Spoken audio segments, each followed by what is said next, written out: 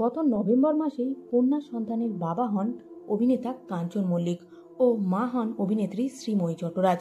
যদিও মল্লিক বাড়ির নিয়ম মেনে এতদিন মেয়ে কৃষবীর মুখ প্রকাশ্যে আনেননি এই তারকা দম্পতি। ইতিমধ্যেই কাঞ্চন কন্যার ছোট্ট কৃষবীর বয়স এখন 6 মাস হলো, তাই আজকেই মেয়ের মুখে প্রসাদ দেয়া হলো। তবে না, কোনো রকম ঘটা করে কাঞ্চনের মেয়ের অন্নপ্রাশন হচ্ছে না। কাঞ্চন জানিয়েছেন, তাদের বাড়িতে যেহেতু গোপাল আছে, তাই মুখে ভাতের অনুষ্ঠানের কোনো প্রথা নেই। আর সেই কারণেই কোনো রকম আড়ম্বর ছাড়াই ইস্কন মন্দিরে গিয়ে কৃষবীর মুখে ভাত দেওয়া হলো। এরপরেই মেয়ের ছবি প্রকাশ্যে আনলেন এই তারকা দম্পতি। পুরো যেন বাবার মুখ বসানো, টিকালো নাক, পাতলা ঠোঁট, চোখ দুটো বেশ বড় আর মাথা ভর্তি চুল।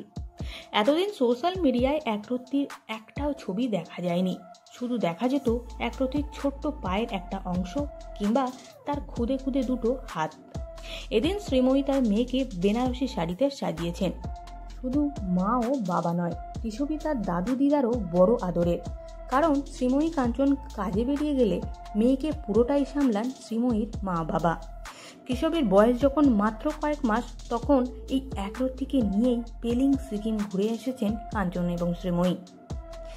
সেই সময় নাতনিকে নিয়ে অভিনেত্রীর মা হোটেলেই থাকতেন, আর কর্তাগিন্নি ঘুরে বেড়াতেন পাহাড়ের বিভিন্ন প্রান্তে। শুটিং শুরু না করলেও কাঞ্চন শ্রীময়ীকে হামেশাই আজকাল দেখা যায় ফিল্ম পার্টি, অ্যাওয়ার্ড শো ও সিনেমার প্রিমিয়ারে। আর তখনও কৃষবী থাকে তার দিদার কাছেই। ভিডিওটি ভালো লাগলে লাইক করতে ভুলবেন না। বিনোদন জগতের এরকমই নতুন নতুন ভিডিও সবার আগে পেতে চ্যানেলটিকে সাবস্ক্রাইব করে সঙ্গে থাকুন।